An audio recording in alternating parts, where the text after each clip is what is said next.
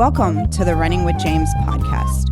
We are committed to helping runners, OCR athletes, and the everyday person get involved, get connected, and get committed to becoming the best versions of themselves. Remember, when you change your mind, you change your life. Now here's your host, James Wyatt.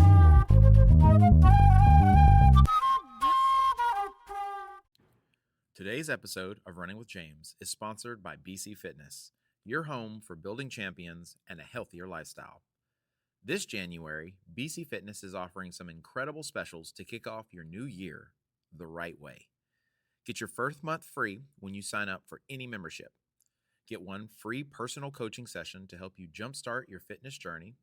Get one free 30-minute stretch and restore session to recover and rejuvenate. Or get one full year of all-access membership for just $600, a huge savings for the unlimited access all year long. You can choose any of these amazing offers just by heading over to mybcfit.com and use the promo code NYFREE2025 at checkout. Make sure you use all caps. BC Fitness, where you change your mind and you change your life. And now, this week's episode. And welcome back to another edition of Running with James, the podcast. And I say the podcast because we have many different avenues in which we try to reach and connect with you. We have Running with James, the YouTube. We also have Running with James, the live experience. And that probably, bar none, is the best ride there is. Is that when you're just here? Huh? And is that when people are just here in person? That's No, live? It's like Saturday mornings when we do our long runs, or Sunday afternoons. Oh, when people are actually running with us and get to hear the actual stuff. Yeah, it's like when you go to, it's like when they have a Disney movie, right? And then you get the live action Disney. It's true. just Eventually, so much you different. should start charging admission No, I don't want to do that because I think for that wisdom. I you're dropping.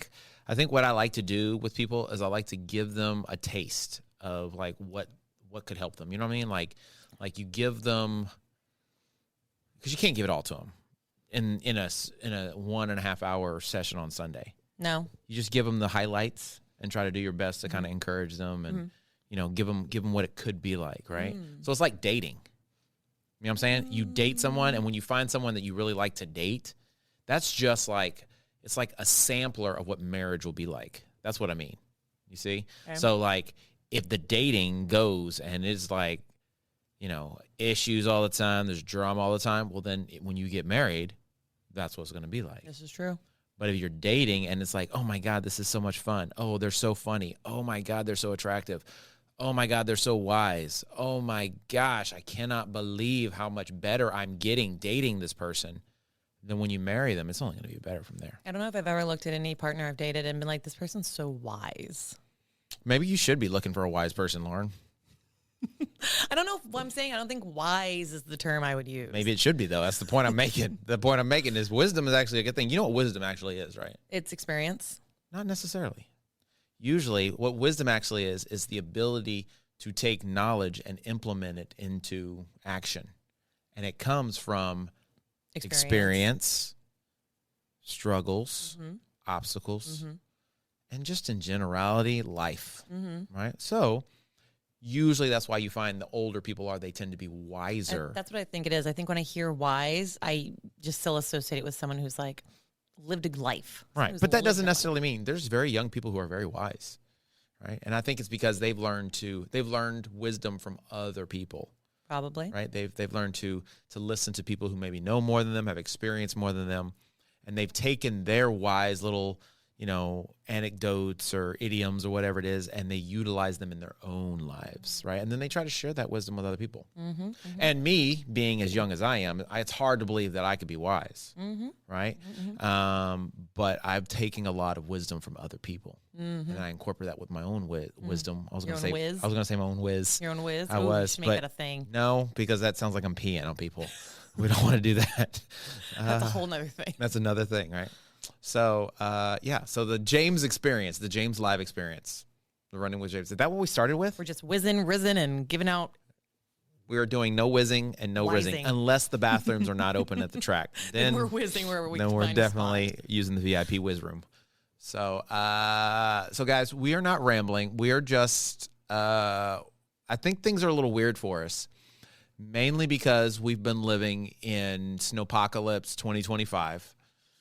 We got like 5 or 6 inches of snow yesterday. They said or it was this going week. to happen, and I didn't believe them. I didn't either. I was like, okay, we're gonna get some ice.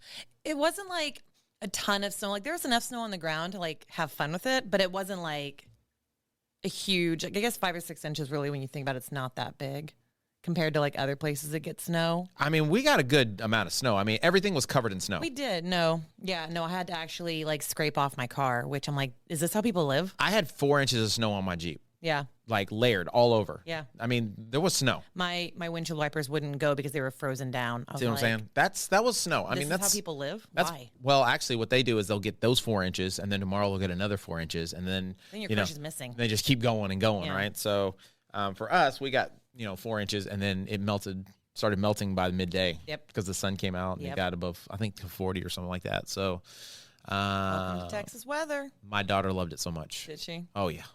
I saw people out.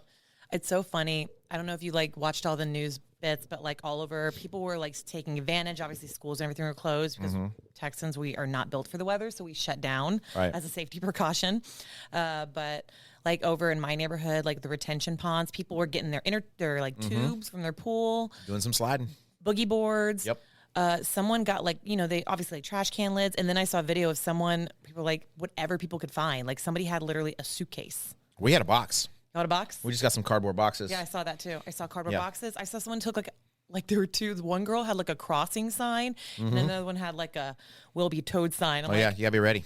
I was like, "Are those just in your garage, or did you just steal those?" I'm sure they stored them on the way here. Yeah. So, I mean, I thought about getting my snowboard out, but I saw a person do that. It's too much work for the amount of hills I could find. So I was just like, nah, forget it. Did you see the guy getting pulled down I-45 by a truck? I didn't, but that doesn't surprise me actually at all. And wearing his cowboy hat. Nice. I was like, that's keeping it classy. very Keeping it classy. classy. I mean, speaking of cowboy hats, shoot, I know Christmas has been almost a month now, right? It's been gone. But I'm excited because the rodeo is about to come around. No, I'm not excited. And when it comes, I'm going to be prepared. I know, because you got my the full mother-in-law, outfit now. my mother-in-law got me a new cowboy hat. I'll go. She got me some cowboy boots. You'll brave the And rodeo? these things. No, we did go last year because we took Olivia for the first time. She was old enough to go. Yes. So we took her. We didn't go to like the concert. I just like going to the livestock show and the That's carnival. where you spend all the money. Why? I mean, The carnival is where you spend all the money. See, when I was a kid, and if you go with my nieces, Yeah. that's where you spend the money, is in the livestock show, because they have all those booths, and all the kids like want all the things. Yeah, but you don't have to buy anything. Yeah, well, tell that to my parents. Okay. Yeah. Grandma and grandpa. Never There's a say word. no. There's a word that we've become very, very Does your daughter know what the word is? good at using. Does she know what the word is? No. Does she know the word? Oh, she's familiar with the word, but Does she Is that she's not accepting of the she word? doesn't take no for an answer. I was gonna say I've met Yeah, your yeah. daughter. She is she's intense, but she gets that from her mother. Never say never. Yeah. Never say no. That's right. She gets that from her mother because her mother is like that. Her mother can say no, but she doesn't accept no. That's actually really true. Right? So these boots, are they white rhinestone boots? They're ostrich actually. Ooh. Ostrich, and they're pretty baller. I was telling somebody the other day, we were talking about boots, and I said, "Oh yeah, I got a pair of ostrich boots," and they were like, "Oh, are they long quill ostrich boots?" And I was like, "I don't freaking know. I got it for Christmas." That's such a bougie flex. What, that they knew their it was That's a bougie flex, right? And then they were like, "Well, I thought you were from the country." I was like, "Yeah, but like I grew up in the country. We didn't get like." There weren't those kind of boots we were wearing. I will say people weren't like affording that kind of stuff. No. Like when they lived in like Willis or something like that. And like you're wearing freaking whatever boots I got at Walmart or whatever my dad. Steel-toed boots at the Something. Tractor Cantera. Yeah, it was not like something expensive. I don't even know. I probably wore the same pair of boots for God knows how long, A Carhartt and had jacket. like one pair of jeans. So, and I'm pretty sure they were. Does Walmart sell Wrangler? I think they used to. I think the one over like in like Tomball and like maybe Huntsville do. So I would Okay, assume so maybe Tomball sold. Walmart I mean, Tomball. If Walmart sold Wrangler, I wore Wrangler jeans, Mm-hmm. and I don't know. So, but anyway, there's so much going on. So much that has gone on. Mm-hmm. It was a crazy weekend. We've had a crazy week with the weather. Mm-hmm. It started with a crazy weekend because the weather officially started on Sunday. Right? Yeah. We had 3 or 4 days of like perfect weather. Beautiful weather. If you're going to race. Yeah. Great weather. And The then the best. day of a It was race, freezing. it drops. So cold. Crazy. So cold. So we just ran the Chevron full marathon and the Aramco half marathon. Whoop, whoop. Speaking of which, did you see there was an American record broken? Yeah, 59:17. It's nuts. That's so fast. So fast. And he was 430 like a miles. 430 miles. No. He was on the Olympic team. Was he? Yeah, him and another guy. They were on the He the looks so American U young. team. So, but I mean, they are young. They're in probably early 20s for sure. So, I mean, See, I thought to me he looked even younger. I thought he was like 18.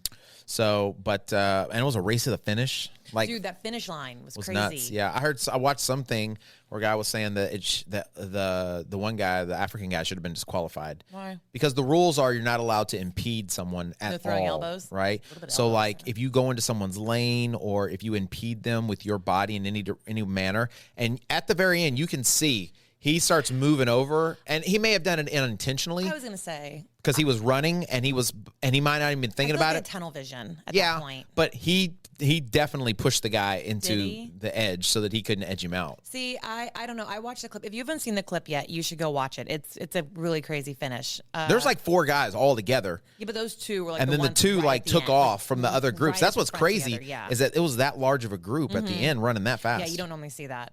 And I watched the video a couple times. I didn't feel like it was foul play, but I could see where somebody would say, because I did see like a little bit of an elbow, but I feel like that was, I don't know. To me, it's like you're in such tunnel vision because you see it and you're just running and you're like almost wild at how like fast you're trying to go at that point. Like anything could happen on accident. Yeah, I mean, to an extent, rubbing elbows is kind of part of racing and stuff, right? You never purposely try to like push somebody or get out of the way, but sometimes it's just like it happens. It does. Right? But he didn't say anything. I mean, the guy who won didn't, or the guy who got second didn't say anything at all about it. But I just thought it was interesting because I was like, oh man, he kind of shoved him a little bit. And then like the next day, somebody's Someone like, said it. oh, he should have been disqualified, da da da da. So I just think it's a way to get views and clicks to an Oh, extent. 100% So. clickbait. But man, it was like it was a good day overall, but it was cold. I was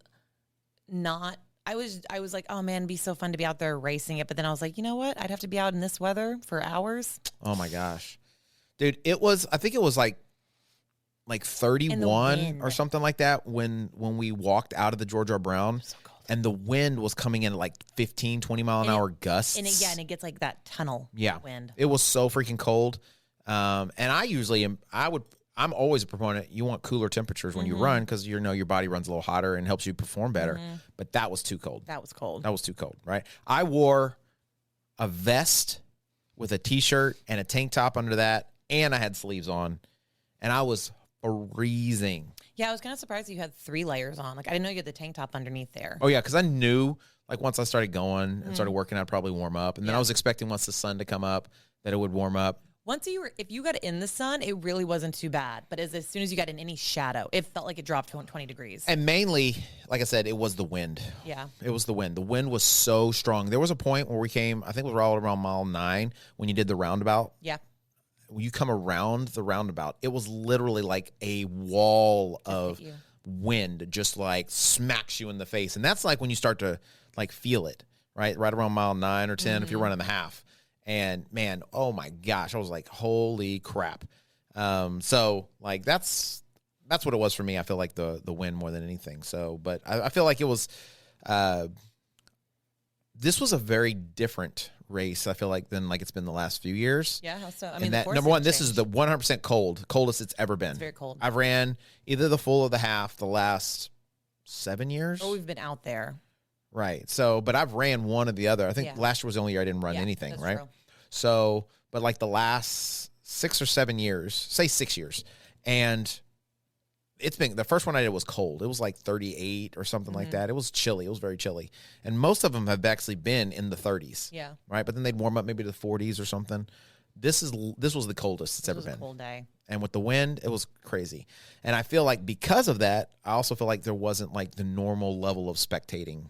I didn't like over where we first saw y'all, like over by Wa. There was a in bunch of people. Allen. There's normally like a band and like the school marching band and all that. There's so many people, and there was a lot of people, but definitely not the same amount. No, and usually that whole way, once you do make that turn on there, all the way fine. down, it's usually just people. And there was actually a pretty good crowd, but it, like, the further you went, How about fewer people got. Rice Village? Because that's usually also packed. Well, once we got past the roundabout or whatever, and going back down on Montrose, there was nobody. Oh, no. It was like nobody at all. It was a ghost town. That makes such a big difference on your race, too. It does. And then really when we turned on Allen Parkway, I expected a lot more people. Usually a ton and of there was people. nobody. Really? It was like nobody. The wind- I don't even think, like, there was a certain cheer group, I think, that was supposed to be out there. I think they got there a little late, so they weren't even there. So I will say this, because I cheered on last year. We all cheered on last year. And then this year, a couple of us went to cheer everybody on, and we went in 2 groups. I felt like it was so much harder to navigate around the course this time. Like, I feel like, I don't know if they did different. Is it because maybe you were driving and it wasn't me? Possibly. No, that's very possible. I did my best. I needed more experienced people helping me navigate, I think, because I was trying to like make sure I wasn't going down a blocked road and like watching for traffic. And then I'm also trying to watch a map, and it's a lot. So I had the hardest time navigating, and the places that we would normally go felt like they were a lot harder to get. The way Tommy and Carlos did it, I should have stuck with them. That was the way to do it. Yeah, but they only went to like 2 spots, right? Yeah, I only got to 1. Oh, okay. I didn't even get to the finish line in time to see everybody because like it was just, I had to go this crazy. My phone would only take me to the highway and all the way around downtown. It wouldn't like take me back down and I don't know if that was because there were added closures for the course or like what the deal was. I don't know. So I do think there was more security because I actually saw like a lot of police officers on like dogs. A ton of police officers and out. a lot of like, and I'm sure it's just because it's a big event, right? It's a city, and you know how it is nowadays. You never know. So there seemed to be a lot more security, and there were some huge names as far as like elite runners and athletes that were there. So it was stacked. It was a stacked field because it was such a good course, right? And then usually the weather is very, very race positive or what have you. So the way they managed inside the Georgia Brown for the racers was a little different too. Like they kind of funneled, like if you were not a runner, you could only go to like that one specific spot and you had to wait for people to come out. And I feel like usually you can just like walk all the way through the building. no, that's how it usually is. Is it? Yeah. You mean at the end? Yeah. Yeah, that's how it always is. Oh, I don't remember it being like that last year. Yeah, it's always like that. So maybe you just were able to walk through Maybe I just snuck in. Nobody noticed me. Yeah, I don't know. So it's always been like that. So I did. I mean, the expo was smaller than I feel like it has been before. I feel like more companies are consolidating. So like there were a ton of people at the Fleet Feet booth instead of there being like everybody having their own booths, right? So it's almost like they all just said, "Hey, Fleet Feet's going to get a big section. We're all going to get with them," right? Yeah. That's what it seemed like. I could be wrong, but that's what it seemed like. Those booths are not cheap. No, they're not. So, but the expo didn't seem as big as it usually is. I feel like I said that last year too. But like overall, it's still a great race. It's an awesome race. Awesome, great event. They do a good job, and the course is really good. And I really like the half course. Honestly, I mean that's the first time I've ran the half there. Yeah. I mean I've ran the. I like the half. To me, the half feels like a fast course. It is. It's very much so. I mean, you don't have to go through the tunnels at all. You really don't have any you have 0 hills really at all. I mean, there's a couple inclines. Allen Parkway, like little dips. But you don't do those. You skip them. By the time you get on Allen Parkway, you don't have to do them. Other than like, just whatever the regular incline is, but you don't have to do under the bridge thing. By the time you get on Allen Parkway, you're past the bridges. So the very last one you go under, you run over it. Okay. So yeah, so you don't have to actually, there's no elevation, right? Literally. So Flat. it's very flat. And the turns are pretty gradual turns. There's not a ton of them. There's like maybe 1, 2, 3 major turns or 4 major turns. And then you have the roundabout. Yep. Right. So I mean, the fewer turns you have, the more, speed you can keep, rhythm you can keep, right? So when you only have like 4 or 5 turns, that makes your life a lot easier. So, but yeah, I think it was the weather for me, I think was the one thing that kind of that a little bit really, I could have done a little bit better. I feel like if I hadn't been so cold. So my next question was going to be like, how do you feel like you did? Yeah, I did great. Yeah. I did. I mean, I got a PR, so Fair. I mean that's improvement, right? So I didn't hit my A goal, right, which was a sub 130. But I feel like when I started the race, I was with Jess and we were kind of talking and everything. I was like, well, let me get a head start. And you catch me, and then we'll run together. Because she kept trying to get me to run with her. Yeah. And I was like, there's no way I can keep up with you right now, dude. I don't have your fitness. And she's like, no, you can do it. And I was like, I appreciate that. And so we were standing, and I had to go to the bathroom bad. And so I got into the corral, because usually they have bathrooms in the corral, right? Well, the bathrooms were like way, way, way up the front. And so we're making our way to the front, and then it was so jam-packed full of people, we couldn't go any further up, right? So I got to the 130 pace group, and I wanted to get in front of them, but we couldn't move. Like, it was so tight. Jonathan, we saw Jonathan in there. Oh, Stern? Yeah, and he came up to us, and he was like, I'm going to push my way up, and he made it like 4 people in front of us and got stopped, right? It was so thick in there. And then, so we start moving finally because the race had started, and then here are the porta potties, and I'm like, crap. I was like, well, I need to use this, because if I don't have to stop on the course and have to pee or anything. So it stinks when you have to stop mid-run when you're in your groove. So I was like, I might as well just do it now. And so, like, I had to stand in line, and while I'm standing, I'm just watching all these people run by me. I'm watching the 130 group go by me. I'm watching the 3-hour group, the 3:15. I'm like, oh, I'm gonna be behind all these people. And so they had outdoor urinals. Oh. They're basically like these little things that have like urinals around like a circle. Oh, so you can't actually see anything? Well, you have to get in real close. Yeah. You get in super tight. And I thought it was a water fountain at first. And then I saw these guys like standing really close to it and looking up. And I was like, oh my God, I think that's a urinal. So I ran over to it real quick. That little looking up thing. And I was like, it was so awkward. Yeah. So people just running by you, and you got your life in your hands. And it's just like, oh my God. I would have been so tempted. I mean, I'm not a guy, but to me, that's like an opportunity where you like make it real uncomfortable for somebody and just make eye contact. You're obviously not a guy. You wouldn't do that. So, I mean, think about sitting on the toilet and some girl sits across from you. Throw them off their game.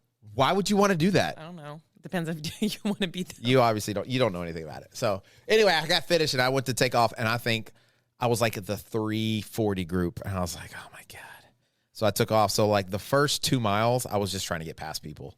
Okay. And that was tough. So I was like 10 seconds off my pace, just because I had to keep stopping and moving and twisting and turning. Yeah. So like my first 2 miles, I lost like 20 seconds. So, and then I was like, should I try to make it up? And I was like, no, just try to stay here and maybe try to make it up on the last mile or two or something. The first couple miles are always so rough, in my opinion, because it is so tight, because everyone's like either going out really excited or they're, whatever pace group it is, it's really jam-packed with people. And so you're trying to like kind of dodge around others, and like people are getting in their groove. So everyone kind of seems like a baby giraffe. Yeah. And I usually, that's how I've done it in the past. But when you do that, you run so much more. Mm-hmm. You use up a lot more energy, right? And you end up running an extra half mile, quarter mile, or something stupid. So I was just like, you know what? I'm going to run the tangent as close as I can and try not to run more than I have to. And so that meant I had to slow down sometimes. People would I felt like I would come up on someone, and it's like they could feel me coming, and they would like get 3 deep, and I couldn't get around them. And I'm like, seriously? So I would run until I could get an opening, and then I'd go around them or something like that. So, so it was okay. I was able to settle in right around mile 3. I was able to like hit consistency. And then when I hit I think right around mile between Fleet Feet and the roundabout, it's somewhere between mile 6 and I think like 9. Okay. And I kept waiting to see you guys. Right? Oh yeah. Because that's where we'd been. That's where we had gone. That's where we usually have been the last couple of years, that's where right? I was trying to get. Personally. And so, I had my T-shirt on, right? And I was starting to get a little, like my face was freezing and my legs were freezing, but like my core was warm and I was getting a little hot. Yeah. And so as I was running, I was like, dude, I know I'm going to see them pretty soon, so I can give them my T-shirt. So I got to Fleet Feet, didn't see anybody. Then I got to the split where the half and the full split. Didn't see anybody. Then I got to, I guess, Maine or whatever that is, where you turn. Yep. I didn't see anybody. I'm sorry. I got on the roundabout. Didn't see anybody. I feel like what we need to do next year, instead of like 2 or 3 of us just going to like literally chasing, we need to each take a spot and just stick to it. That way you literally see everyone. Sure. No, I get it. So yeah. And then once I got past that, I was like, well, I guess I ain't seeing nobody till Allen Parkway. And that's when the wind hit me, right? So that's when you start questioning your life choices and you're like, do I really want to do this anymore? Like, oh my God, I could slow down. I don't want to slow down. Speed back up. Come on, you can do this. No, you don't want to do this. if you get a PR, you're fine. You don't need to like necessarily, break world records. Like, oh my God, my hamstring, my butt is hurting. Oh my gosh, it's so cold. I can't feel my nose. But then I think it was right around mile 10 and a half, out of nowhere, I hear somebody go, "How you feeling?" And I look and it's Tommy. He like came out of nowhere running next to me. He's got his phone out. And so I took my shirt off and gave it to him. And I was like, all right. That's how I responded. Because you can move your face. Because my mouth wasn't really working because my nose was so, and I don't even know how much of that race my snot was ringing down my beard. And normally we try to like run with the athletes for a decent amount of, at least until we get kicked off the course. Yeah. Nobody tried to run with me at all. I'm sorry. Nobody. I was like, sweet. Tommy's going to be here. He's going to run with me at least till Allen Parkway. So he ran with me for about 5-7, enough time to take my shirt. And then bye, guy. He's like, yeah. After I said, he just left. He didn't say bye, good luck. I don't think he might have, but I didn't hear that. Right. And I was like, oh, okay. Well, I guess I'll run by myself then. This race I signed up for. And I was like, well, you know what? I'm going to get to Allen Parkway. I'll see Lauren. I'm so sorry. I'll see somebody. I'll see Danny. Bad. Danny's going to definitely run with me. Danny also struggled, she said. I never saw Danny at all. And then I turned and I never saw Lauren. And then I was like, okay, well, I guess I'll just run the rest of this race by myself. I'm sorry. We did it's definitely needed more organization. That's one of those planning things that I did not handle very well. Anyway, but it was a good race. I think everybody did really, really well. Yeah, Jessica, my gosh. Some great PRs. Lord have mercy. First time runners. Jessica was just like cruising. She was. I was watching her nap. I think we've established she thrives in the colder temperatures. Well, yeah, look where she comes from. I know. I think that's. She was like, "Oh, guys, this is light weather." She probably could have gone faster, honestly. She was like, she cruised through it, right? Larry crushed it too. Mm-hmm. Jonathan, my God, he's like 117 or something like that. Where you running? So his goal, I talked to him before the weekend, and he's like, my goal was to beat 118 because that's what I ran in college. Or no, in high school. Yeah. In high school, he ran 118. He's like, I want to see if I can beat my high school time. 117. Yeah, that's nuts, man. That's so fast. So fast. Yep. And a lot of people, I mean, I can't tell you how many people finally hit that sub 2. So I think we had, when I say we, I'm talking about people I particularly coach, like 15 PRs or something like that. So that's pretty good. The weird thing was, I think we only had like 3 or 4 people running the marathon. Yeah. And usually it's the other way around. You usually have a ton of marathoners and only a few half marathoners. And this year everyone's like, we'll just do the half. Yeah. But I think it's because of High Rocks. I think because so many people are doing High Rocks. So, but yeah, I mean, Joe got a PR on his marathon and he just ran the Berlin Marathon. Yeah, he did. Just recently. A few months ago. Got a PR there. Yep. He got another PR. I know. Right. So that was awesome. Joe's working hard. Yeah. So that was really cool to see him do that. Several other guys got, multiple minute PRs. 7-minute, 10-minute PRs. So that's really cool. Who? I was really proud of Vienna. Oh yeah, because Vienna like always sells herself so short. She does. When I would teach her in her strength classes, like she's like, I'm not that strong. I'm like, you're way stronger than you give yourself credit for. Yep. And anytime she would talk to me about the speed work you'd give her, she'd be like, I can't hit those paces. I was like, you're gonna hit those paces. You'll be fine. Yeah, I always find it so fascinating because like at the beginning when I'm working with these people, a lot of times they're like, oh, I can't go any slower. If I go any slower, I'm gonna walk. And, they're like, oh, it's too slow. It's too slow. And then when I give them speed work, they're like, oh, it's too fast. It's too fast. I can't run that fast. So I'm like, so basically it doesn't matter what number I give you. No. It's not the right number. No. Right. So, I just think it's funny. So, but, yeah, I think she had worked on trying to get, I think the fastest she'd ever ran was like a 206 and she pretty much had just given up. She's like, my legs just won't move faster than that. I was like, oh, no, girl. You hadn't even been training like the way you can train, like the smartest way. So you hadn't even scratched it. And you can run a 206 already. Oh, yeah, you got a lot of speed in your legs. Yeah. And so she's like, oh, okay. So when we started working together, whatever, and we're trying to slow her down, like I think as the process came, she really started enjoying the easier, slower running and like feeling good after every run and being able to do strength training and not feel like trash. She's all the time. So then when you also ask them to speed up, then it's like, well, it doesn't feel good anymore. Yeah, this hurts. I don't like it. So, but she did awesome. She did really good. And I think still up until almost the last week or so, she was still like not sure if she was even going to try to run that fast. I think she was just going to like, can I just get a PR? Right. Yeah. And like kind of give herself an out. And I was like, go for it, girl. I mean, I think she's doing the Woodlands too. So I was like, worst case scenario, if you don't get it and you blow up, you just try in the Woodlands. But, now she's doing that Woodlands half. Yeah. she's going to be in for a totally different run out there. Yeah. So the weather's going to be completely different too, probably. Totally different. But it could be better. Who knows? Because it's March, so it's a give or it's a take. crapshoot, right? Yeah. So, but yeah, she did awesome. So many people I felt like did so very well. I think because to me that's too cold to be running. That's not PR weather in my personal opinion. Unless you're Jessica. Right. Yeah.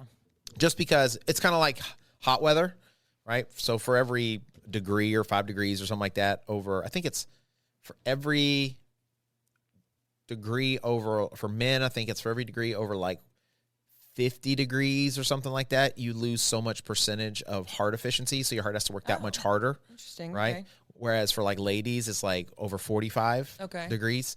So like the perfect temperature for men to like get their best performance is somewhere between 45 and 50 degrees. Okay. For women, it's somewhere between like 40 and 45. Okay. So, so it's just interesting to me that, I think some of that has to do with also like for Jessica, right?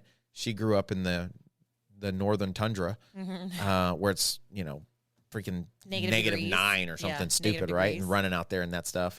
And so when you adapt your body's adaptations, right, you can perform very well. With us, we spent most of our time running in heat, 110% humidity and 99-degree weather. Yeah. Right. So like for us, 60 feels great, pretty good, right? I love that. So, but yeah, when you get in the colder weather, once you start getting below that 40-degree mark, it does the exact opposite. It's like being in the hot weather again because your heart helps to regulate your body temperature. Yeah, so it's trying to warm it up. Warm you up more. Yeah. Yeah. I don't love running in the cold. I am definitely the person who always overdresses and is like regretting it like a mile in. Because I hate being cold at the start. I hate getting started cold. Yeah. I hate my face being frozen. Yeah. I never felt like I warmed up. Ooh. I mean, I did my whole warm-up protocol. We ran. I mean, it was like a half mile to the start line. Yeah. Right? It's like, that is your warm-up, basically. So, like, but I never felt like my legs were, like, fully warmed up. Like, my hamstrings and my glutes and my lower back always they just felt like, not tight, but just like a little tight, right? I mean, that's just like they never felt like they were fully loosened and raring to go. Yeah. Right? So I never felt like I could really get my body fully warmed up. So it's just, for me, it's just a little too cold, I feel like. You had several athletes who were running the half for the very first time and a couple that ran like a full for the very first time. Yep. How were their mindsets going into the event? I think for the full people, they had done enough stuff leading up to it that their confidence was actually pretty high. That's right? good. They were and like their long runs. I mean, because they'd ran the distance right before in their training. They'd been following the plan. Yeah. So, and done a lot of the speed work and stuff. So I think they were going to it like super confident. That's good. That they were going to do really well. And they did. They crushed it, Like, I think one guy got like a 9-minute PR or something like that. So, which is crazy for a half marathon, right? Yeah. You're talking 45 seconds a mile faster or something crazy like that. So, whereas, a couple of the people who were doing the full for the first time, they were really nervous. The one lady in particular, she was super duper nervous. I think she was ready. I think she was thinking about not running. Like she had like a date sometime around December, I think, or November, like a drop dead date where it was like, I'm either going to switch to the full or I'm going to switch to the half or I'm going to do the full. Okay. Right. And, so like that whole time up to it, she's like, what do you think? Do you think I can do it? What do you think? And I was like, yeah, you got it. You'll be all right. So the last couple of weeks, you know how it is with the taper. You start tapering and everybody questions the taper. They're like, I need to do more. Yeah. And I was like, nope, you don't actually need to do more. You need to rest. You need to let your body get ready. Right. So I think that kind of made her a little not jumpy, but like a little nervous. Right. And then the day of, I could tell she was super duper nervous. But I was like, once you start running, that'll all go away. Yeah, and I think especially because we usually travel out there with the BC group, but also with the Champions Run group. So we're traveling out there pretty deep in people. So almost every start corral, no matter what start corral you're in, you're going to be out there with people, And I always think that makes it better. Way better. Which is why if you out there and you're expecting that and you're running and you don't get that, then you feel like people don't love you. We're never going to live. You know what I'm saying? No, you're not, actually. Because y'all expect me to be everywhere at once, all the time. I think the last race we did, it was the last High Rocks, right? Yeah. Like, not only did I race the thing, but I ran around the course chasing people around, cheering them on. I'm getting videos of every spot. I got a video of certain you. Certain people like don't have their time and chips, and I go get their time and chips for them and all that stuff, right? I'm doing all this stuff, and then I missed one person's finish, like on the wall balls. I think it was Gabby. And she wouldn't leave. She has yet to let it live down. She's like, "Oh, don't worry about it. Don't worry about my wall balls, James. I'm one person as like 100 of y'all." Yeah. Right? Yeah. But the one guy who sacrifices everything for y'all, he gives his all. He can't get picture. I got a caption. He can't get a little pace and love. You know what I'm saying? How many people did I pace? Honestly, if I did not have the other two people with me, I would have paced you from where I was, even though that didn't really matter at that point. Mile 3, you don't need a pacer. No. It's mile 9. It's mile 9. It's mile 9 when you need a pacer. You do. Mile 9, 10, and 11. You should. Okay, let's be honest though. If it were me pacing you, it would not be a very good pace. You needed one of the boys to pace you. I mean, could you have kept up with me for 3 miles at a 6:50 pace? No, that's what I'm saying. I would have been good to you for a whole 100 yards, and then there I'd you been go. like, There you go. This coach. You're doing And it great. might have motivated me to go faster. Get away from this chick. This freaking weirdo. with the camera. Yeah, shaky cam, right? Cam. Just like hyperventilating. Yeah. So That's why I told Jessica, if I happen to see you, I'm going to do my best to keep up with you for all of like 100 yards. Larry, maybe 50. Dude, I saw the video of Jess running, and she looked like she was moving so freaking fast. She also looked like she was having like the best time of her life. I was course. like, you could have gone faster. You look like this looks effortless for you. Yeah, it's a little irritating. No, it's pretty cool. It's fun. I love that kind of stuff. That's the stuff I love. So like, so she sent me a message. She was like, full marathon PR, double Boston qualifier, half marathon PR, did her first high rocks. And that was a list she sent me. She's like, so basically over the last 12 months, right? And I was like, high rocks mixed doubles world champion. I just go ahead and threw that out there on her. Right. So, so it's cool to see that. And when people, are able to build on their improvements over and over and over. And I got some really, it fuels her. So here's the thing. Now, I'm not doing this to toot my own horn, right?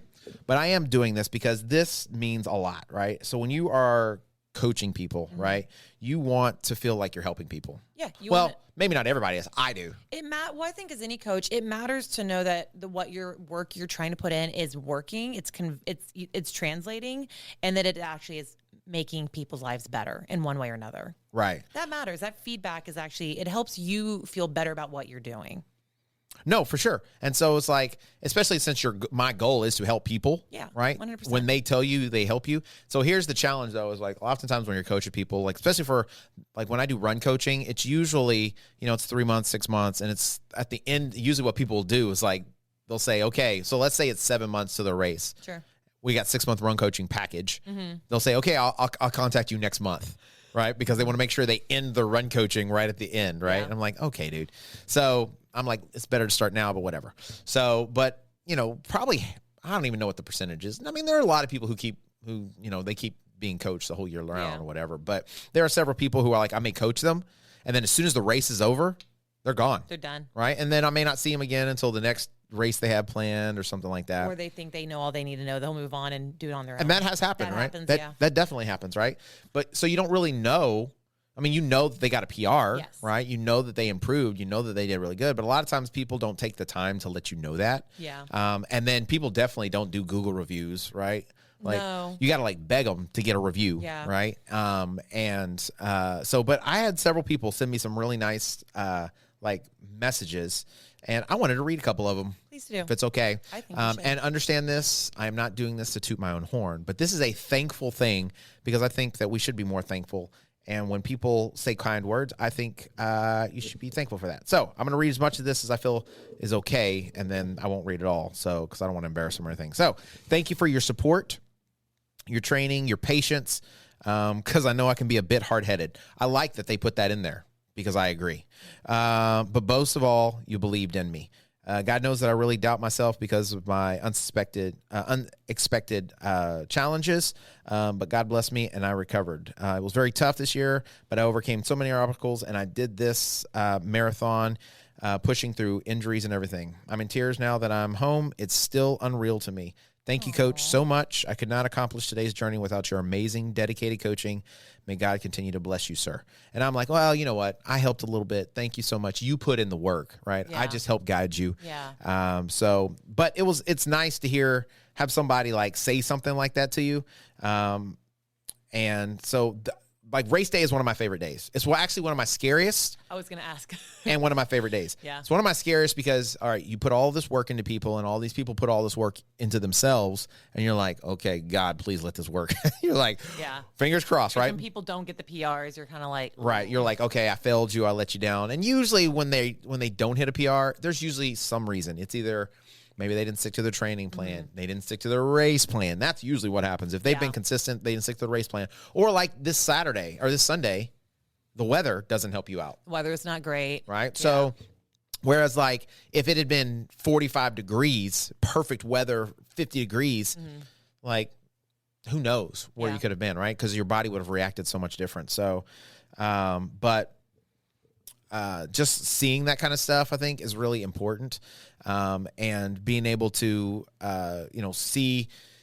see everybody accomplish stuff, even if it's not a PR, even if it's just crossing the finish line, right? So it's it can be nerve-wracking because you want everybody to be successful. But it's also very exciting because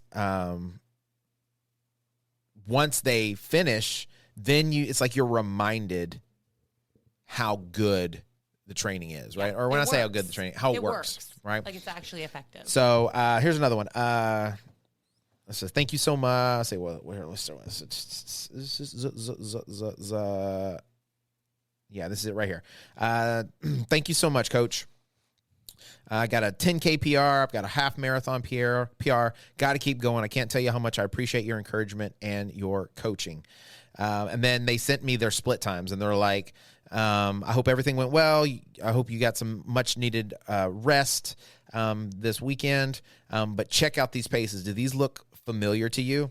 And so they sent me a screenshot of their paces, right? And it's like really consistent. It's really good. And then you get to mile 10, right? And so the last 3 miles or so, and you see them, increase their pace. And what it's so funny is like one of the workouts that I gave them was like a progressive run.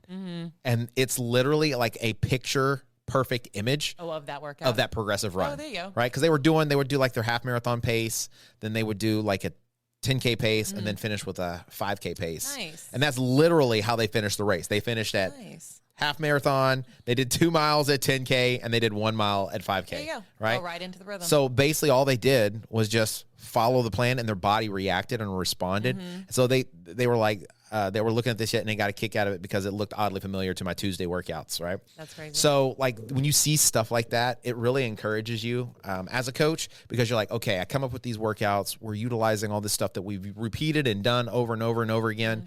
And when you see somebody benefit from it, I think more than anything, on race day for me, more so than what like I get out of it, is what people get out of it. Yeah. Right. How you help people achieve their goals, or, at least build the confidence they need to help achieve those goals. So I always find that really, really fun about race day. Well, and I think for people who are not necessarily like being coached by somebody, or maybe just like they just go out, like a lot of people do, they just wake up and they just go run for whatever they feel like doing. Like there's going free willy. I think when you see people who have these really big successes and they were following some type of plan for other people, it's like, oh, well, there might be something to this. Yeah. Like maybe just waking up and deciding I'll go run 10 miles today. It'll be fine. And then I'll just run like, twice a week. And so but they're hurting for like a week later. Yeah, that's one thing. And so I coach a couple people that I feel like I still haven't necessarily like broken them. I have not broken them. Is that the word? But maybe I haven't broken through to them. Broken to them, right? Broken them, whatever. And like and here's what I find. So I could just name off 5 names right now of the people who raced this weekend they hit all their workouts. They got all their runs. They nailed it all, right? They practiced their race strategy. They practiced their nutrition stuff, right? Whatever. And 5 out of 5, they all got PRs for the most part, in some capacity or another, right? Maybe not all big PRs, right? PR's PR is a PR, right? Then I could show you, okay, the 5 people, I couldn't probably name 5, but I could probably name 3 that I could say, okay, they finished, they might have even improved, right? They might have gotten a PR, right? Yeah. But like their pacing was really inconsistent. You know, they struggled a little bit. And like they're still hurting, 5 days later or whatever, right? And so they weren't great at like sticking to the plan. They probably didn't run slow, right? I'm always fighting them with them on running slow, right? When it's time to run pace, like the fast stuff, like I ask them, okay, hey, what pace did you hit? And they're like, oh yeah, I hit an 8-minute pace. And I was like, did you hit it for every set? Well, I hit it for the first 2. And then after that, it's like 8:30, 8:45, 9 minutes, right? So no, you didn't actually hit the pace. So because hitting it once is not hitting the pace. So it's like they haven't fully bought in. And so they're doing like too much of the wrong things and not enough of the right things. Okay. And so like on these kinds of days, I'm like so hopeful that they'll see, okay, do you see what these other 5 people did? Do you see how successful they were? Yeah. This is why. You see the trend over here, the common denominator for these people who maybe struggled a little bit, and say, okay, hey, maybe I should just commit to it fully. Yeah. And I think that's the biggest challenge is when you're kind of like half in, half out. Yeah. When you don't fully commit to it and commit to the process. And I know it can be a little daunting and a little scary because it's new. Yeah. Right. Anything new can seem very intimidating. And I think when we're talking about fitness, especially once you get to a certain place and we're doing things like high rocks and you have a finite number of these things every year, you're thinking, I've got to do everything I can because I only have this much time. Yes. Right. And so, and you oftentimes you do too much and it becomes very counterproductive. Instead of, you know what, let me trust the plan. Let me trust the process and let me play it out and see how it works. Yeah. And surprisingly, it doesn't take as long as you think it does. Yeah. And the results can be, that's where you get the big results, right? That's where you get 7-minute PRs or, 30-minute PRs off your full marathon, stuff like that. And I think you said it. I think a big part of it is the trust because if you're getting a plan from somebody, you are trusting that what they are telling you to do is going to work. And it's kind of out of your control at that point. Like, right. It's in your control because you're doing it. But as far as like you were trusting that this person's giving you the right information and that's like, all right, I'm letting you take the reins on this and I'm just doing it. Right. And that's kind of scary for people, I think. But yeah, no, for sure. I mean, you've had some athletes that I think really proved that it works. Yeah, no, for sure. So, I mean, there's one young lady that I'm thinking about specifically. She's told me that pretty much every time she's done a race, like afterwards, like her foot hurt her or her ankle. And she would have shin splints nonstop, right? And I think the most miles she might have ever ran was like 25 or so, 27. In a week leading up to like her half. And I think we got up to like 35 or something, 40. And she would always do, so she'd get up to like 25 or so, 20, 25 with a 13-mile long run. Okay. So most of her miles are on one run. Yeah. So we got up to like 32 or something, 33. And her longest run she did was 10 miles. Okay. Now I want you to think about this, right? So she did a total of like max 25. She did a long run of 13 or 14 miles. About a little over half. A little over half. Yep. We flipped it. We changed how she ran. We added more mileage for an extended period of time. So in other words, we were doing 30-plus mile weeks for a while. Yeah. We added a little bit of speed work, very specific. So every workout had a rhyme and a reason to it. The longest run she did was 10 miles.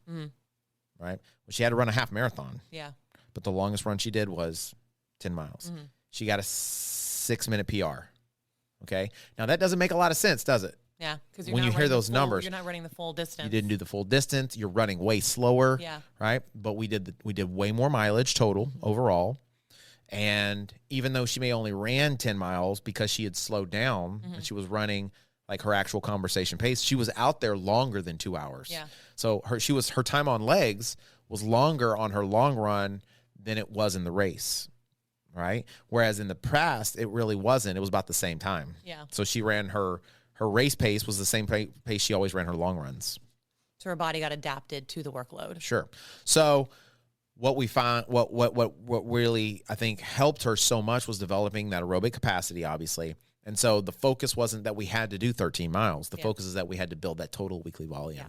So sometimes we just put too much emphasis on the long run. We put too much emphasis on all the hard workouts. We put too much emphasis on like this one thing, and that's going to be the thing that's going to save me and get me where I want to go as far as my goals are concerned. And it's not that. It's how you put a plan together. It's how you implement that plan. It's how you know, how you allow your body the time to adapt and transform so that you can get where it is you want to go. Yeah. So I always just find that it's always a great reminder for me. It helps build my confidence every single time. Sure. It's a little scary leading up to it, Sure. but it always helps because it reminds me, you know what, this really does work. Yeah. Right? Can't beat numbers. Can't beat data. No, you can't. It's Data's data for a reason. It is, right? And obviously, I mean, there's some things that, you know, you take with a grain of salt, but like even the pace charts, right? We were talking about it earlier today, right?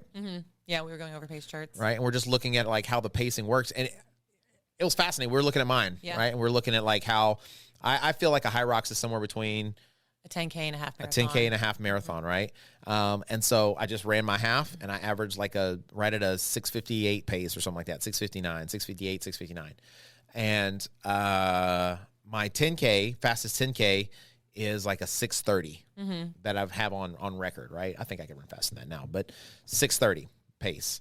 So my last high rocks, I ran a 6:40 pace. Yeah. So that's literally splitting the difference right in the middle. Yeah. Now maybe I could run probably closer to my 6:30, right? If I, you know, keep building my fitness or what have you. But that's literally right in the middle of what my half marathon and my 10K are. And so it's like I say these things, right? But it's not because they're just like pulling them out of my butt. Yeah. But it's because like the data really, honestly, these numbers, the algorithms and the science behind it all really kind of, it's almost like you're making educated guesses that end up being correct because you have so much information and data to pull from. Well, and there's trial and error to everything. Yeah. As always. I mean, that's how we get anything is trial and error. Figure out this does work, this does not work. That's how we collect data. Right. For sure. So yeah, I think everybody like kind of figuring out their paces, like you say, like you tell me all the time, getting the workload. Yeah. Yeah. The volume. The volume. Yeah. So, I mean, I'd say overall, despite the freezing temperatures and us being in a polar vortex, Yeah. I think it was a good day for everybody. I think so. I think it was a lot of fun.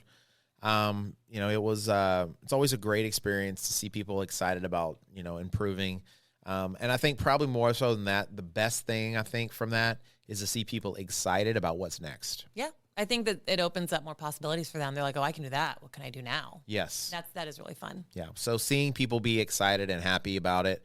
And then like one lady, she's like, so I think I'm going to sign up for the full marathon next year. Right. Yeah. She got a PR in her half. And if I remember correctly, I'm fairly certain when we first started talking, she was like, I'm not interested in it at all. Right. I had another young lady who ran the half and she signed up. She got through and she's like, okay, I'm going to do high rocks now. Right. So I think. Debbie? No, it was not Debbie. Debbie? It's going to take a lot of work to get Debbie in a high rocks. But I think I think I can do it. she's open to it. I think I can do I it. think we can get her. I think we can get her. So we just can't tell her we think we can get We just can got to get like her. make it think she's got to think it's her idea. Yes. Like she's trying to prove something to us. Yeah. Right? Yeah. Like, oh, Debbie, you couldn't do it. You couldn't. You No, can't not at handle all. those You wall can't handle balls. it. No, you're not strong enough. You're not woman enough. Oh, that would get her. Yeah. So, you know, a guy could do it. See what I'm saying? You just That got would to work on learn. me. That would work on me. I know.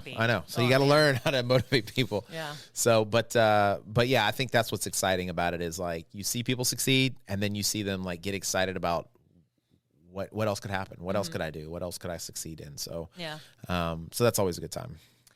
Yeah. So now we got some people getting ready for High Rocks. Now we got the marathon behind us. It is High Rocks focus. Yep. Woodlands Marathon for some people. All high rocks all the Less than- time. And then what about you? You gonna be signing up for another half sometime soon? No. No? Are you gonna do it next year? Full marathon. I don't know what I'm going to do next year. We'll see.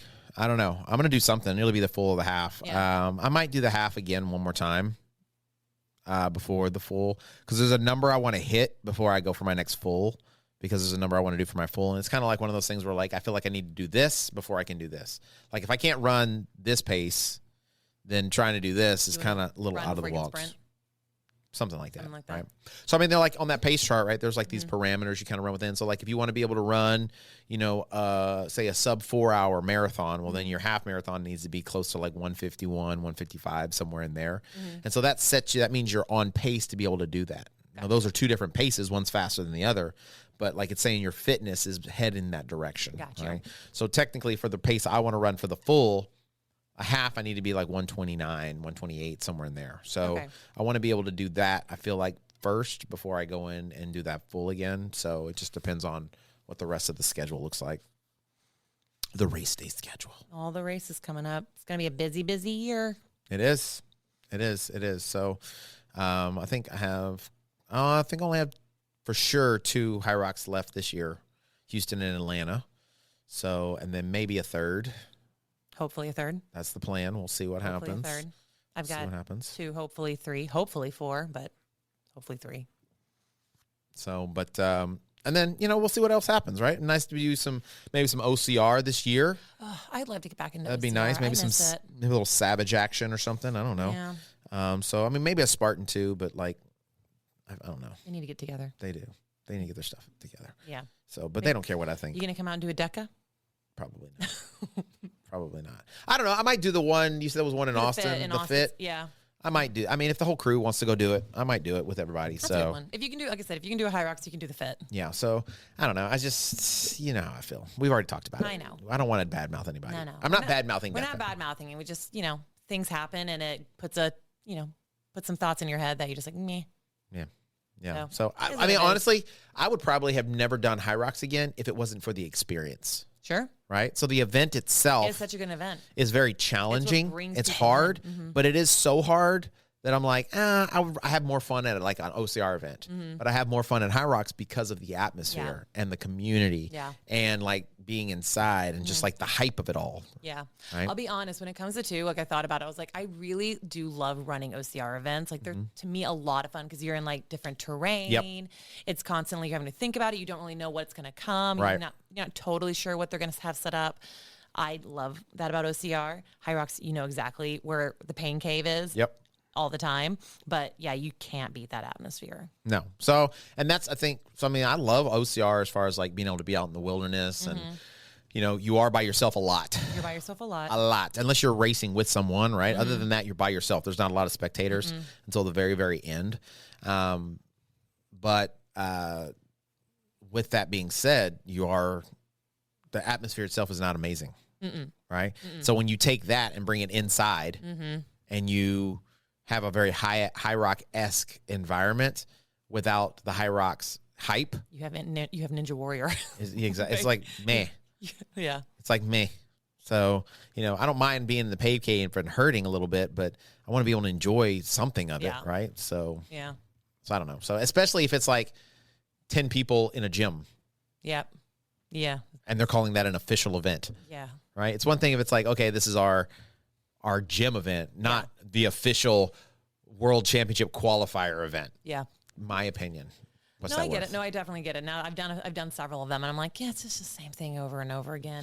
I'm driving 40 minutes for like, literally I'm going to be there for 30 minutes. I'm going to walk out. Yeah. It's just like, Exactly. So I don't know. I'm surprised High Rocks doesn't do like a High Rocks sprint or something like that. Or I wouldn't be surprised if it was coming. yeah, I mean they haven't really mentioned it at all, like within like the affiliate stuff. But I would think so. Yeah, I think that there's a lot to build on. I mean, like they're building up like the what's it called? The new divisions. the pro division. You mean? Huh? Are you talking about the adaptive athlete? Thank you. I was trying to think of the word. The adaptive athlete division. I think they're still kind of playing with the whole kids thing. Yeah. Overseas in Europe. So I think that there's a lot to build on. I think that they're just trying to make sure that what they have is generating enough traction. Yeah. Before they start like becoming too big, and then they've got themselves in a hole they can't really get out of. Yeah. I mean, that sounds like that's directly from like the HR or marketing PR department, whatever that response you just gave. I don't like. get to talk to those people, So, unfortunately. But it's like literally like you're representing High Rocks. That's what it sounds like. So I don't get to talk to those people, so I don't know. I don't know. I just mean like on like I think it would be a cool event. You could probably get a lot more people to do it too, right?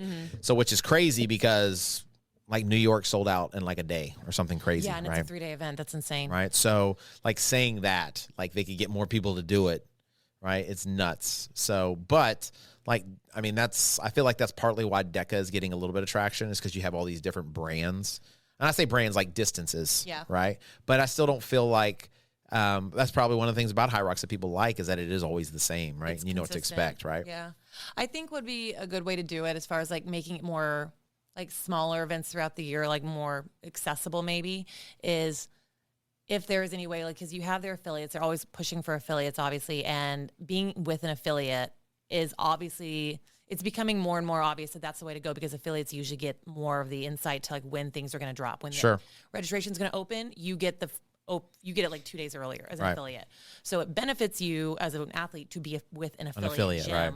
So I think what you might see more of is High Rocks really trying to push their affiliates to work with them to put on events on a local scale. Yeah. And like really that one way it promotes the gyms that are putting them on, but it also is like working with High Rocks to create local but big and enjoyable events that still kind of have that same vibe to them. Yeah. No, I could see like if we did something where like, let's say 3 or 4 of the, affiliates got together, right, and said, okay, we're going to, and High Rocks would support that brand. What if we did like a battle of? Like we would be the ones that put the event on, but they would say, okay, we'll rent out this facility, right? And then you could do like High Rocks Light or something like that, or High Rocks Sprint, where it's, maybe you don't run 1,000 meters, maybe you just do the workouts, right? Or maybe you only run like 400 meters, right?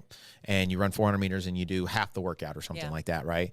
Where it's super fast, you can get people through a lot quicker, right? And like I could see how that could really help build the brand. Yeah. And then it would also help generate some revenue for each individual affiliate. Yeah. And then also it could kind of be like what you're saying, where like maybe at the end, instead of doing a relay, you have like gym versus gym or something. I think that'd be fun. Gym right? versus Where it's like gym. every affiliate that's a part, they put a team together, a couple teams together, and they do a relay. That would be a fun right? event. I So would come to that event. something like that would be kind of cool, and you could maybe from that maybe you qualify for something where you could go to that next level or something, right? So it's almost kind of like the CrossFit model to an extent, but just making more, because here's what people want now. When you build something like High Rocks, right? When you run a half marathon or run a marathon, you get the bug. you get the bug and you want to race more. You want to do again. every other, I mean, You don't want to wait a year. you know how many people I've had to talk down over the last week about racing every other week? These people they're insane. Yeah. They just run, they get the bug, and now they're like, okay, so I'm going to sign up for Woodlands. I'm going to sign up for Sugarland. I'm going to sign up for Vintage. I'm going to sign up for Habanero. I'm going to sign up for the TIR. I'm like, so you're going to run like 5 half marathons in the next 3 months? What the heck, people? Right? So people get excited about this stuff and they want to start doing it. And when we have limited events, I think it makes it more challenging to keep them excited. And when they sell as fast, they do. Right. I mean, you have an event in New York that's not until May or June. or June, something like that. It's January. And it's So it's sold out. 5 months away and it's already sold out. Like how do you plan for that? How do you, it's like you literally have to buy it and just pray that everything goes okay, that you can get there. Yeah. Well, and then also you have to keep the interest of people who maybe have never done it, so they don't know, but they're new. Yep. Like we have several members who really wanted to do Houston. They missed their opportunity. Yep. And so they have to wait till Dallas.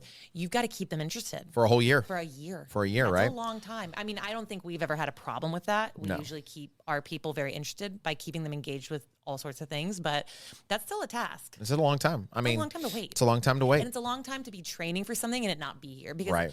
we all know once you've been training for something so long, you get to like the last 6 to 8 weeks and you're like, I just want to get here so I can move on. Yeah, no, for sure. So yeah, those are long training blocks to do. So having something smaller, like regionally or something, I think would be a really good idea. That'd be really cool. So Battle the gyms. battle of the gyms. Yeah. like So that. someday we'll see how it goes. But, whatever it is, I feel like the key is just like what we did for this half is like just to stay engaged, learn to love the journey, right? Learn to love the training itself. And that was kind of what I was trying to encourage people of, kind of before we went off, before everybody took off with their corrals. Yeah, you had a good speech. On Sunday was, hey guys, you've done all the hardest work, right? You've put in the effort, the discipline that it took you to make it the last 6 months, 3 months, however long you trained for this event. That was the challenge, right? Mm-hmm. And what you've done now is you've created this new person. You've created this new discipline, these new habits that really can be and probably have been life-changing for you. And now the event you're about to do is just a celebration of all that. Mm-hmm. And so going out there and realizing that and saying, you know what, I'm going to enjoy this as much as I possibly can. I think that right there is can be that motivator to take you to whatever the next thing is. But then you just like, you get hungry for it again, right? So I'm telling people this week, the week after the race, run if you want to run, don't run if you don't, right? Just reset or whatever. And people are like, is it okay if I go run today? Or is it okay if I go do, because they start missing it, right? Yeah. And they miss the routine. They miss the, the grind almost to an extent, right? And so that's when right there that it's become part of who you are. Yeah. And when it does, then it becomes much, you really do start to enjoy it. yeah. Right. And, and part of it's the community, part of it's the, the I think how the it makes challenge. you feel. Yeah. Yeah. And how you feel like you can overcome anything. Right. So that's what I was telling somebody, actually on Monday. We were talking about the half, and, they were asking, like, do you think I could do a marathon? It's like, I don't know if I want to do it. And I was like, listen, I don't like the marathon. Like, that is the least favorite of my races that I've done. Right.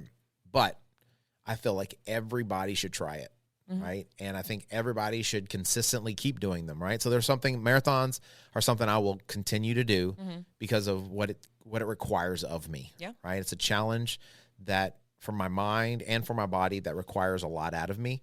And when that happens, it helps me grow. Yeah. So anytime you're challenged in great areas, you're going to grow. And so I told him, I was like, listen, everybody should do it once, because not only will it affect your mental status, your strength, and your endurance, but it will change how you look at a lot of the challenges in your life. Because if you can do a marathon, when you cross that marathon finish line, you're going to realize, if I could do that, there's probably not very many things I can't do. Yeah, 100%. Right? I can do anything. And when you have that mindset, of you can conquer anything that comes against you, it changes the game. It changes how you look at things, how you respond to things, and ultimately it changes your attitude, I feel like, about things. And some would say it changes your life because you changed your mind. Some would say that. There are some that would say that. So anyway, it was a great weekend. I had a great time. And if you're listening, you were there. Great job. Great job. I'm giving you hand claps right now. I wish I had like a little thing or whatever that I could press that would play, right, the hand claps. And I think there is one on here, but I don't know how to do it. You're going to end up messing something up. No, I wouldn't mess anything up. But there is a thing, and I got to figure out how to do it so that I can hit the button. Actually, you know what? Hold on just a second. No? Am I pressing buttons? You're pressing buttons. Just randomly pressing buttons. You know what? It's like, because that's always worked out. Yeah. I'm pretty sure that's what these are. Is that not for like making the synth sounds? Like each one would like represent like a different sound. I know what you're talking about. Yeah, it's but I think these are the things for the whatever. And I don't know what they go to. I don't know which one it goes to. Well, I'm glad you're pressing the buttons, because if I do it, what's going to be awesome is when we listen to this recording, and it's going to all of these applause, laughs, going on in the background. Bloop, bloop, bloop. So if you guys hear that, know that we just learned something. We did. So we're learning, guys. We're learning.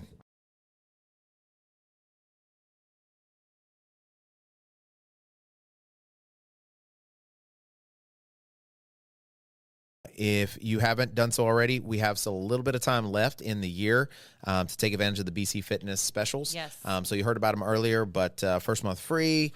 If you want to take advantage of first personal training session free, if you want to take advantage of a stretch and restore session for free, all of that is going on until the end of January. Make sure you use code NYFREE2025. That's it, to take advantage of it. So don't sleep on it, because it'll be gone before you know it. The month's almost over. It's almost over, guys. Yep. Don't miss out. All right, guys. Well, thanks for coming in. Remember, as always, to like and subscribe and go to our YouTube channel and share. If you have the ability to do so, we'd also love for you to be a supporter of the show by becoming a Patreon member.